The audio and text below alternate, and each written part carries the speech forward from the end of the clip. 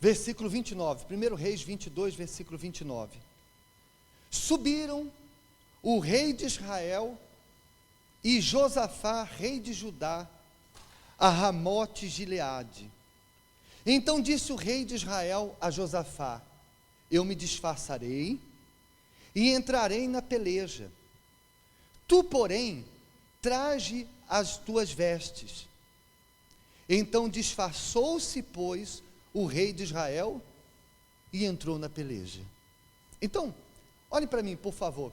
2 reis. Vem aqui, por favor, seu Francisco. Seu Afonso, por favor, mais uma vez. Vem aqui na frente. 2 reis se uniram para uma batalha. Vem cá, seu Francisco. Peço desculpa. Fica aqui do meu lado. Seu Afonso, venha cá, faz favor. O rei de Israel e o rei de Judá. Eles se uniram com seus exércitos para lutar contra o rei da Síria. Só que o rei de Judá foi vestido com as suas trajes reais, com a sua armadura. Deixa eu pegar aqui simbolicamente, seu Afonso. Imagine que esse casaco aqui fosse a armadura de quê? De rei. Eram uma vestes reais. Ele foi então para a batalha vestido com a sua veste real. Esse aqui, o rei de Israel, diferente, foi disfarçado de soldado. Isso porque, quando você lê os capítulos anteriores, você vai ver que o rei Acabe, quem assistiu a novela de Jezabel sabe, foi um rei que, embora conhecesse a vontade de Deus, fazia a vontade da esposa. Era uma pessoa que vivia na idolatria, vivia no pecado. Então, por ele conhecer a vontade de Deus, mas não praticar, ele sabia, ele tinha consciência de que naquela batalha, ele não ia poder contar com a proteção de quem? De Deus. Então, como o rei é sempre o primeiro a ser atacado, como o rei é sempre o alvo a ser atingido, ele pensou: bom, se eu for vestido com a minha veste real, sem a proteção de Deus, os inimigos vão acabar comigo. Então eu vou disfarçado de soldado. E pegou a veste real dele e colocou em outro soldado. Já o rei de Judá, diferente do rei de Israel, ele tinha consciência de que estava bem com quem? De que estava bem com Deus, de que andava de acordo com a vontade de Deus. Então ele pensou o seguinte: eu não vou me esconder, porque eu vou para essa guerra e sei que Deus vai me guardar. Se Ele quiser me guardar, Ele vai me guardar, mas se Ele não me guardar, eu vou morrer na batalha, mas eu não vou viver disfarçado, fingindo, escondido. Quem está entendendo, pessoal? Então, olha só o que aconteceu.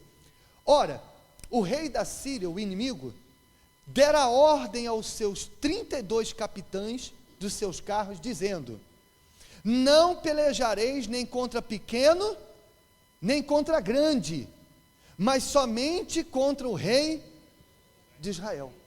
Então o inimigo, veja como que é o diabo. Esse inimigo aqui representa o diabo. Veja só como que é. O inimigo disse o seguinte: chamou os seus capitães e disse: eu quero a cabeça do rei de Israel. Eu não quero nenhum nem outro. Eu só quero a cabeça do rei de Israel. E então todos os inimigos saíram para a guerra buscando a cabeça de quem? Mas como saber quem era ele? No meio de tantos soldados, ele estava disfarçado com a armadura de soldado. Como descobrir? Ele estava se garantindo no disfarce. Ele estava se garantindo de que os seus inimigos nunca o encontrariam. Afinal, ele estava o quê? Disfarçado. E olha só o que aconteceu. Versículo 32. Vendo os capitães dos carros a Josafá, disseram: certamente esse é o rei de Israel. E a ele se dirigiram para o atacar. Porém Josafá gritou. Vendo os capitães dos carros que não era o rei de Israel, deixaram de o perseguir. Então, olhe para mim mais uma vez, por favor.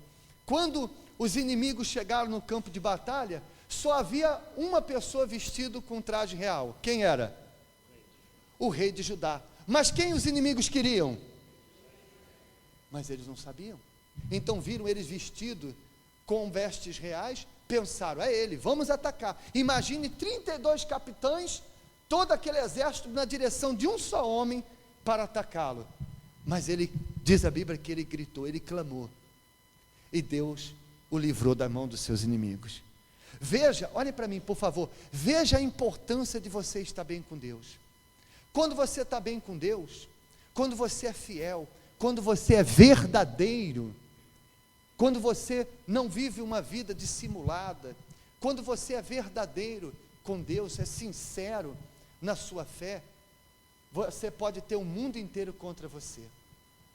Você pode ser odiado por muitas pessoas, você pode ser perseguido por muitas pessoas, mas se você está bem com Deus, a sua vida é responsabilidade dele.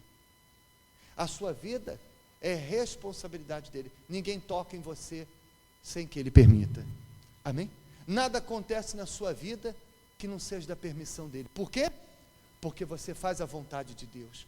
Você é fiel a Deus. Você é temente a Deus.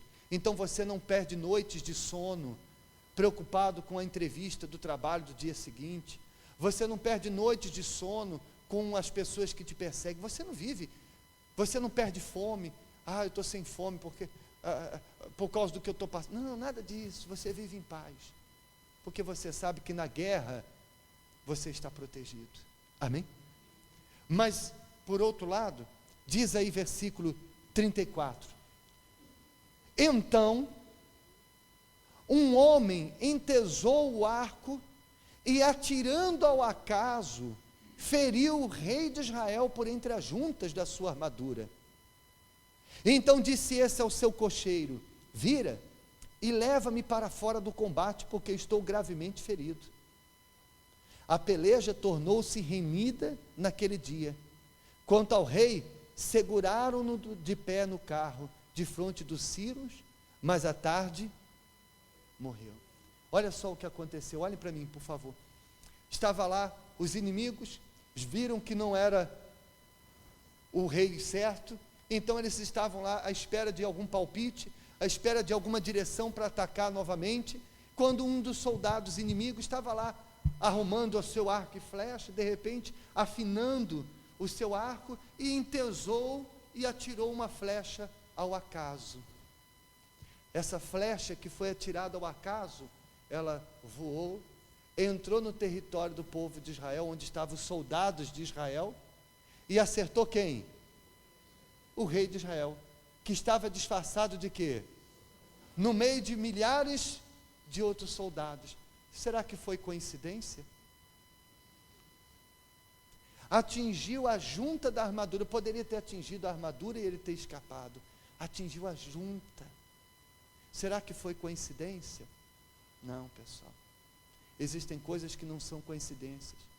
Existem coisas que são consequência do que nós fazemos, das nossas escolhas, das atitudes que nós tomamos.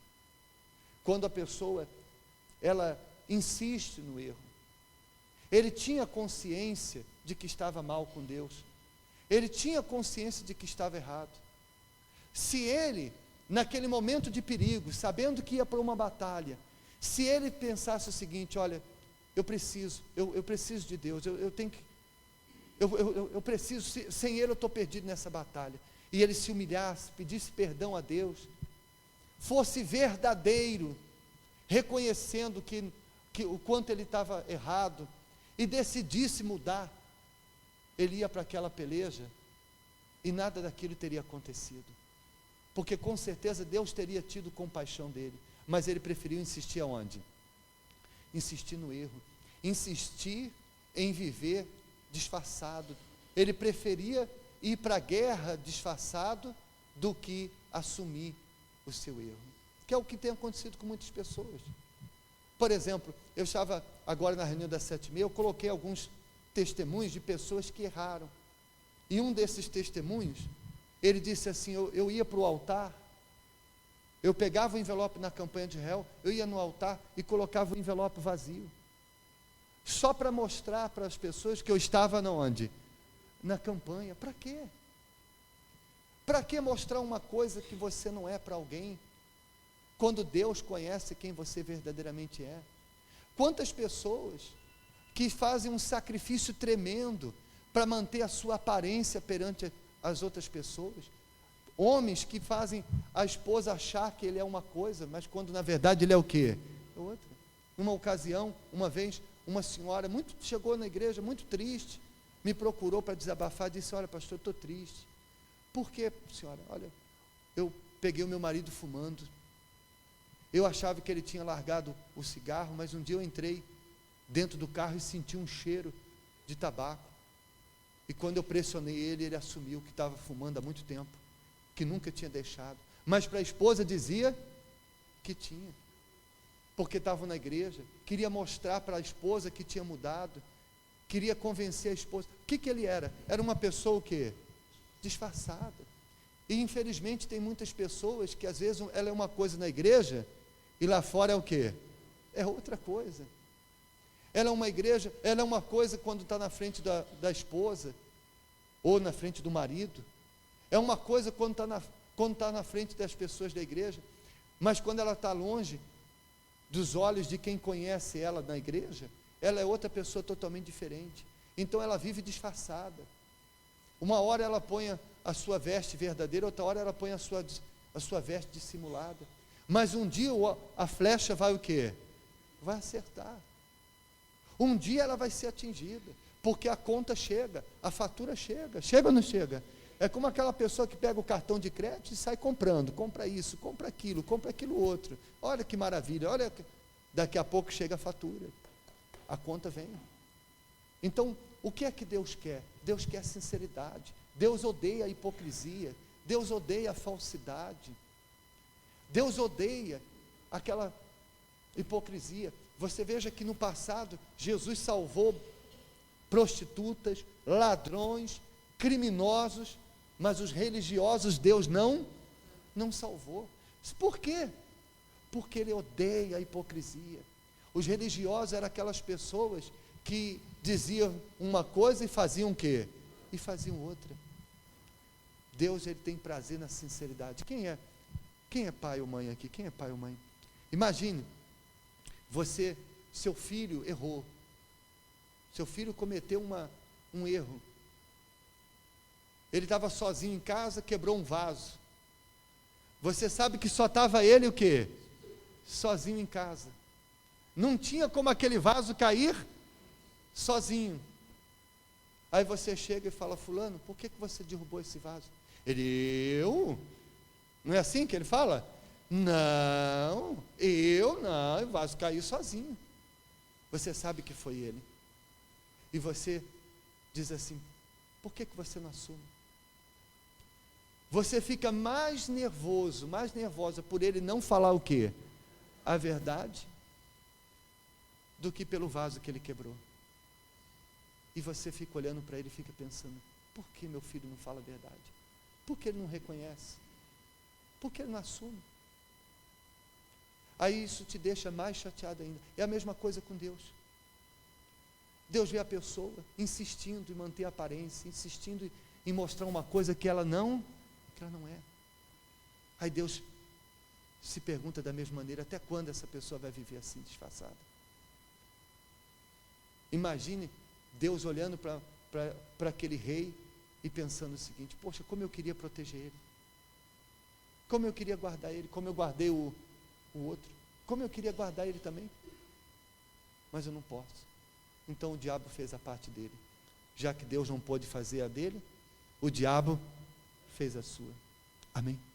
Então nesta Santa Ceia, você vai ser sincero com Deus. Se você tem procurado mostrar uma fé, de repente para o pastor, para um obreiro, para a sua família, uma fé que você não tem, você vai ser humilde, vai dizer: Senhor, eu não quero mais viver de aparência. Se você tem, de repente, sido uma coisa aos olhos dos outros e outra aos olhos de Deus, você vai dizer: Senhor, eu quero ser verdadeiro, eu quero ser sincero, eu não vou aceitar viver de aparência mais. Amém? Então fique de pé, por favor. Obrigado, obreiros. Obrigado.